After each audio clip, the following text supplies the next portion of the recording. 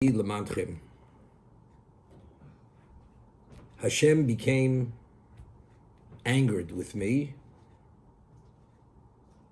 Lamantchim, on your behalf. I mean, due to you. That's a symbol. The yesterday we explained because of you.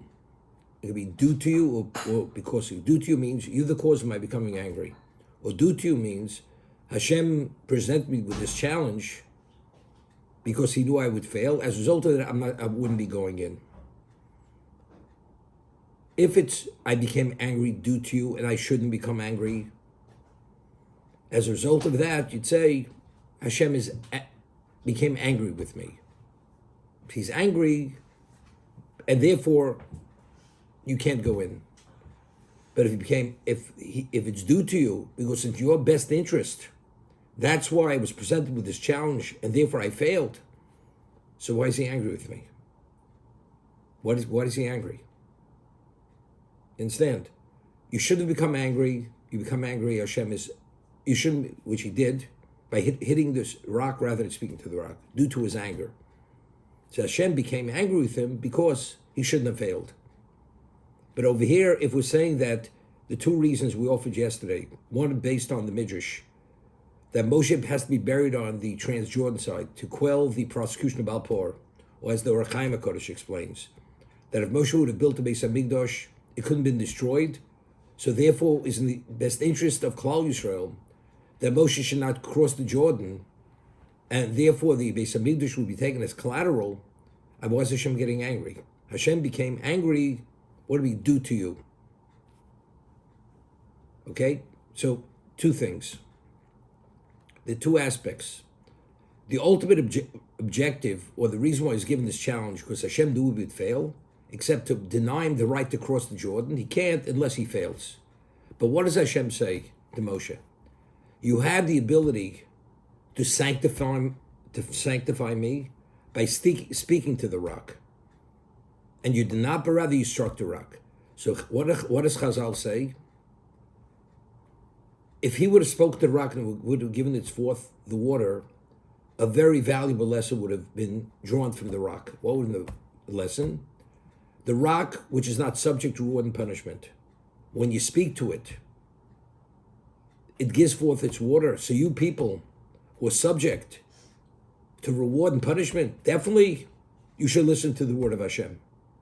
So that model lesson to be drawn from, if Moshe would have spoken to the rock, that lesson is not there. Would have been there, strike the rock, it's not there. You had the ability to sanctify me, and you did not. Or the way the Ohr HaChaim, the Sephardim had explained it. A miracle that's purely through words rather than through action is a greater level of miracle. Because action, people, even though it's a miracle, they could attribute it, or there's a certain aspect of it, they could say, well, it's due to human intervention. If not for the human intervention, striking the rock wouldn't have happened. So that minimizes the level of miracle. And Hashem wanted to show Klal Yisrael that despite the way they viewed themselves in the past, and they still had the traces of the idolatry, he totally forgave them. And therefore, he's presenting a miracle which is at the most advanced level, speaking without action. Moshe felt they weren't worthy of that. So here you had the ability to establish me openly and maybe to dismiss this issue totally, and you did not. Therefore, you deserve not to go in. Because you had the ability to sanctify my name, you did not, therefore you're not crossing the Jordan. So even though the challenge was presented, so he fails, he does not go in, but factually that valuable lesson that could have been drawn, now cannot be drawn. It's two separate issues. I present you with a challenge because I don't want you to go in. But factually, what would have been the takeaway if you would have succeeded and not struck the rock? It would have been an invaluable lesson. You had the ability to sanctify me, you did not. So even it's due to you, but factually speaking, that takeaway lesson is not there. Therefore, Hashem became angry at him.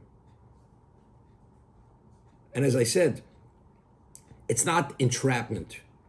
When Chas v'Sholem, you're entrapped, you really have no choice but to do the wrong thing. As I mentioned, Moshe had choice. He could have spoken to the rock. Hashem, only because he knows the future and he knew Moshe's choice, therefore he presented with this challenge because he knew he would fail. But why did Moshe fail? Moshe's failing is attributed to himself. It's not because it's entrapment and he had no choice but to fail. So therefore, even if you'll interpret L'mantcha means due to you, not because of you, there's still a claim against him because that model lesson, the takeaway is not there. Therefore, Hashem, he says to them, Hashem became angry with me because of you. Because you people were not at that level, that ultimately you're going to fail in Eretz Yisrael.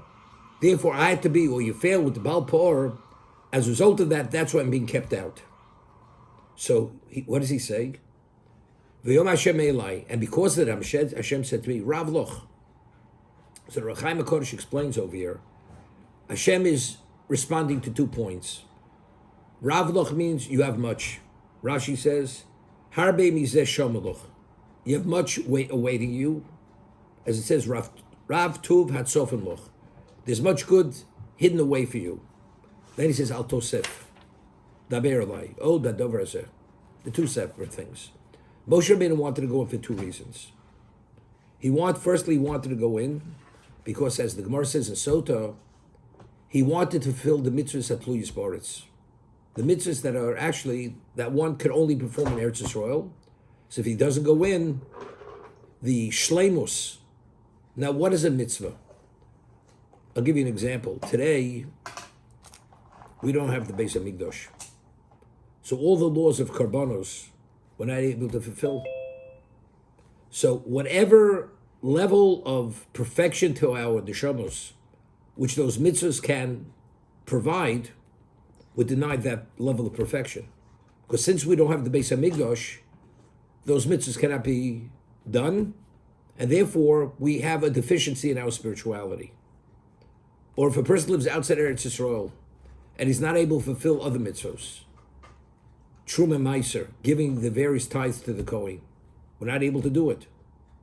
It's known, the Chassam Sofer, that every mitzvah that conceivably he was able to do, he did. And he'd go out of his way to fulfill that mitzvah. For instance, there's a mitzvah known as Reishis Hagez, that if you have so many sheep, you have an obligation to give the share of the sheep and give a certain percentage of the wool to the Kohen. There's a mitzvah of, if you slaughter a bird, a kosher bird, or an undomesticated animal, you have an obligation to cover its blood. It's called mitzvahs kisi adam. The Chassam Sofer, with any conceivable mitzvah that he was able to do, he did. As long as it was within his ability to fulfill that, he did it. Why did he do it? Because again, a mitzvah which we're able to do and we don't do, so that level of perfection which is able to bring about, we haven't brought it about. So we're in a predicament now. We have no Beis HaMikdash. So the levels that it's able to address of perfection are not available to us. It's like a person, chas v'sholom, doesn't have an arm. So he's not able to put on tefillin. Tefillin is a very valuable mitzvah. For whatever reason, this person is not able to fulfill that mitzvah. So regarding that mitzvah, providing that level of perfection for his neshama, as we said, that all mitzvahs aseh correspond to the various components of the neshama. There's a correlation, there's ramach, as the 248 parts to the body, and the 248 mitzvahs aseh, positive commandments, the 48 components to the neshama, and every mitzvah aseh, when we do, perfects one of those components. So if you're not able to fulfill a mitzvah aseh, a positive commandment, whether it's kriya, shema, matzah, sukkah, whatever it may be, actually, we remain in that area deficient, because it would have provided that. So therefore, whatever mitzvah he could do, conceivably do, he would do. Shluch hakan, sending away the mother bird that's nesting on its chicks or its eggs. The Chassam Sofer would do this, because it was perfecting his neshama. So Hashem says to Moshe says, but if I don't go in, the mitzvahs at Tluyas Baretz, the mitzvahs that I'm able only to fulfill in Eretz Yisrael, I'll be denied that level of perfection. Hashem says, Rav Loch, consider it done. whatever level of perfection you need to provide that perfection, I will provide it. And it will be accrued to you as if you did those mitzvahs. That's the first percent. Ravloch, you have much. You have much that is awaiting you, although you did not fulfill those mitzvahs, considered it done. Secondly, he kept praying to go in. On behalf of Klal Yisrael, he says, you're not going in. I don't want to hear about it.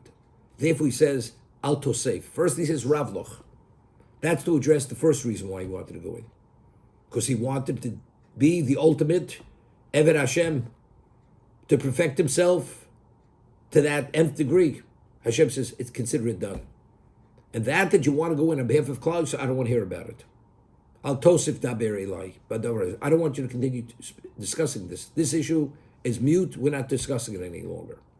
I'd once mentioned Rabbeinu Yonah cites an Avos to Reb Nosson in the Shari Tshuva that if a person is committed, and really it's an explicit midrash also, to learn the whole Torah its entirety, but it takes a lifetime, and Hashem takes him at midlife, is he accredited fulfilling the whole Torah its entirety, for studying the whole Torah, being proficient in Shas? So Rabbeinu Yonah cites an Avos to Reb Nosson that if a person sincerely commits himself, that if he would live those years, he would finish it, and Hashem takes him before that time, he's accredited as if he studied the whole Shas, although he never studied it. Why? So the Midrash says, you have a person who lives 40 years, a person lives 80 years. And the person who lives 40 years is not able to accomplish what the person lived 80 years. So the person says to Hashem, it's not my fault. You can't fault me. It was not possible within 40 years to do what a person can do in 80 years. So why should I be denied the reward for not living 80 years? Hashem says it's a done deal. Although you didn't live 80 years, the person who lives 40 years, if he did his maximum, what he receives is no less than the person who lived 80 years. So therefore, Hashem says to Moshe ben Ravloch, Moshe Rabbeinu wanted to go into Eretz Yisrael to fulfill those mitzvahs that would have perfected his neshama. He's denied those mitzvahs. So let's talk about the Chavetz Chaim writes. The Gemara tells us, based on the pasuk, we say korbanos. Let's say we daven musaf on Shabbos Yom Tiv. We're in Tabed B'Smigdash. They bring a special korban to acknowledge the Shabbos and Yom Tiv. It's called musaf, korban musaf. Today we don't have the Beis Hamikdash, so we have tfilas musaf. And we say psukim, the verses of that particular korban. Every morning, after Birchas HaShachar, we have korbanos. We have Tomet Shel Shachar, we have Ketores, we have various things. We say, what do we say it? So the Gemara quotes a pasuk, Unishalme Porim Sosenu, that we pay the oxen with our lips. What do you mean you pay oxen with your lips? So the Gemara says, Kol Omer Pashas Ola, if you say the portion of the Ola, Kilu Hikriv Ola. It's as if you brought the Ola. Kol Omer Pashas Chatos, one says the portion of the sin offering, Kilu Hikriv Chatos. Any korban we say, when you say that particular portion of Torah, Hashem says, consider it as if you brought the korban. So the Chavetz Chaim writes, and he bases it on Rabbeinu Bachya, that firstly, to be considered as if you brought the korban, firstly, you have to understand all the inner workings of that korban. It's not enough just to say the words. The person doesn't understand, just says words, he understands each word, but he doesn't understand the protocol of that particular korban. There's shchita, and there's Kabbalah, as we discussed, and then there's holocha, and then there's rika, and then you burn the innards, and whatever you do. First, you have to understand all the aspects of the korban. In addition, and this is important, which the Chavetz Chaim writes, you have to have a sense of yearning for the rebuilding of the Beis Hamikdash, and you're only saying the verses because you're doing the best you can. But you wish you could actually be there to be involved in the actual, at the time of the bringing of the korban. So this is the person like the Avos to Reb Nosson, that if I'd lived 80 years, I would have done those mitzvos, without a question. Because this person yearns to do whatever he can, and he feels denied because he wasn't able to. So you feel, when you say the parsha of the korbanos, I'm only saying it as it's the best I could do. So if you say with that mindset, with that emotional commitment, level of feeling, then Hashem says, consider it, it's a done deal. As if you brought the Olah, as if you brought the Chatas, as if you brought everything else. Moshe Rabbeinu wanted to go into Eretz Yisrael because he felt he needed that perfection for his neshama to fulfill those mitzvahs at Luis Boritz. The mitzvahs that you can only fulfill only once we cross the Jordan. So it's the equivalent of L'Sham L'Pormis Roseinu. Since sincerely, without a question, Moshe wanted that, and he yearned for that, therefore Hashem says, Rav Loch, Rav Tuf Tzofim Locho. There's much good which is awaiting you. Although you didn't do it, consider it done. Like the person who's meant to live only 40 years, and he says, but I would have lived 80, I would have accomplished so much more. Where do we have this concept? The Or HaChaim says it in one location. The Or HaChaim HaKodesh tells us that it says, when it speaks about the life of Sari Menu, she lived 120 years. And then it says, Eilachai Yisora. This was the life of Sarah. I mean, you tell me she lives 180 years, what do you mean this is the life of Sarah? So Rashi cites the Midrash that she didn't have an even easy life. She was barren, she was taken captive by Paro, nearly defiled. Avram Avinu was thrown into a kiln. She didn't know if he was come out alive when he went to war against the four kings. Did he know? She had a lot of trauma in her life. And Baruch Hashem, she came out on top. She had a son, the Akedah, everything. In retrospect, everything fit and fell into place. She said everything was for the best. That's Rashi. The Or HaChaim HaKodesh explains that Sarah Menu lived 127 years is a question. Was she meant to live many more years? And Hashem took her life because of the Akedah, because she couldn't deal with the pain of imagining losing her son Yitzchak at the age of 37, or no, that she herself was not meant to live more than 127 years, except that her life ended at 127 due to the story of the Akedah. So according to the opinion, she was meant to live many more years. If Sarah Menu would have lived more than 127 years, what would have been qualitatively those years? It would have been no less than the years that she lived. Eilachai Sarah means, although she lived 120 years, all the years that she was meant to, would have lived, which she did not, her life was cut short, those years are accrued to her as if she did live those years. So it's this concept. It's the concept of the Ovesta Reb Nosson, that the 40-year-old person, he says to Hashem, if I would have lived 80 years, I would have fulfilled those mitzvahs no less. Hashem says, it's all yours. Rav Tzofon Loch, Rav Loch, you have much, although you're not going to the land, consider it as if you did fulfill those mitzvahs, because there's no question, Moshe Rabbeinu, without doubt, he would have performed that and done them at that most advanced level.